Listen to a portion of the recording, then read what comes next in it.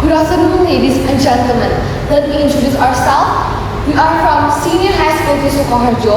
My name is Hope Trama as the first speaker, Aninda Himiko Emanuela as the second speaker, and Fatmawati Hanifa as the third speaker. Motion for today is challenges of curriculum novelty. As defined by KBBI and Undang-Undang Number 20 of 2003, a curriculum is a plan that explains the learning goals, the subject to be taught, the materials used, and the teaching method. All of this is designed to help students to reach specific educational goals. Ladies and gentlemen, our curriculum has changed 10 times since our Independence Day. Every time the curriculum changes, teachers and students must adapt to the new one. Unfortunately, some of these changes are often rushed and lack socialization. For example, in our latest curriculum, the Merdeka curriculum has its own challenges.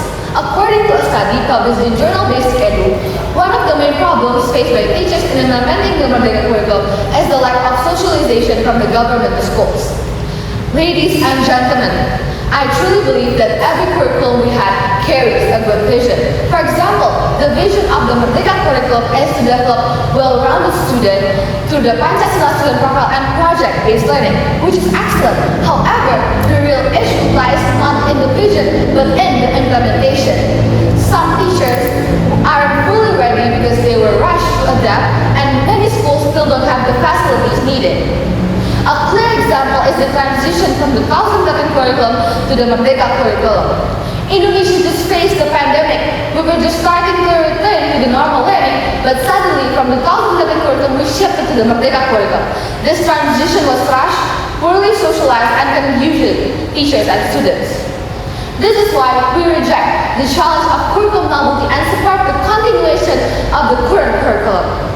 Ladies and gentlemen, changing the curriculum too often does not always lead to better end result.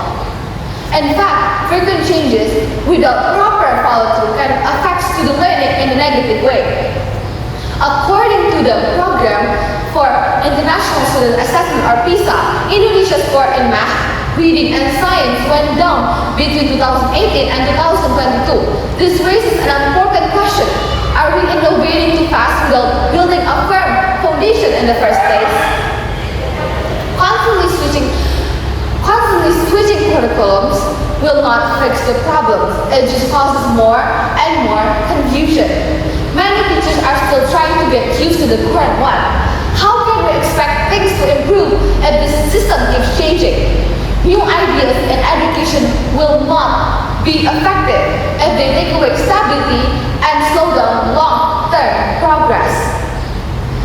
Ladies and gentlemen, Indonesia does not need more curriculum changes. What this nation needs is consistent implementation, better teacher trainings, and a long-term commitment. We reject the challenge of curriculum novelty because we believe in improving from what we already have and not starting over again and again. That is all from me.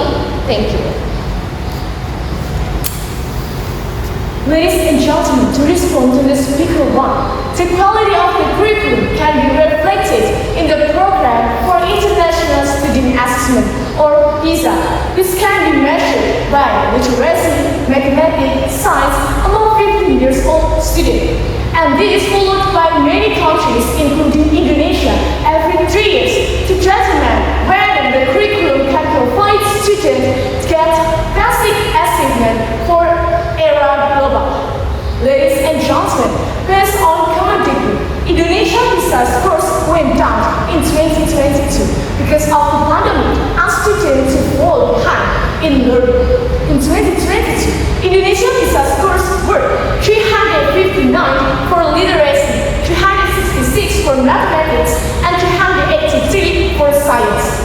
However, Indonesia ranking among countries actually got better. But the problem is, curriculum in Indonesia has too much materials and too much focus on memorizing facts instead understanding and using theories. It makes students feel hurt and they cannot think deeply and understanding of the materials, and they cannot solve their real life problems, which are the PISA tests.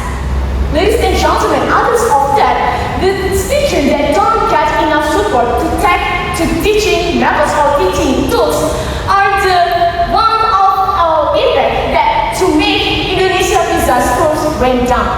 Ladies and gentlemen, therefore, the development of existing the curriculum of Indonesia is more effective than replace it with a new curriculum again. Why?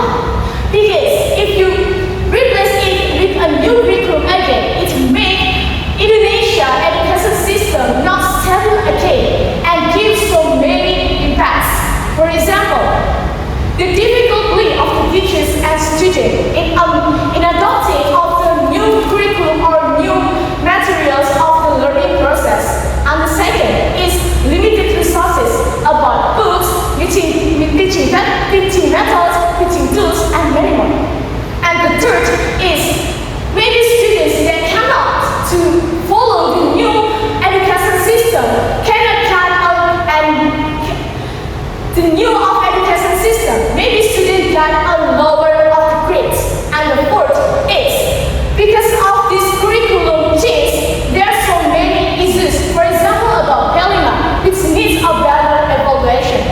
Ladies and gentlemen, I advise the government to continue improving and enhancing this current curriculum rather than to change a new curriculum again, because it makes a good environment, better environment, or relevant environment of study for students and teachers. This is my opinion and thank you.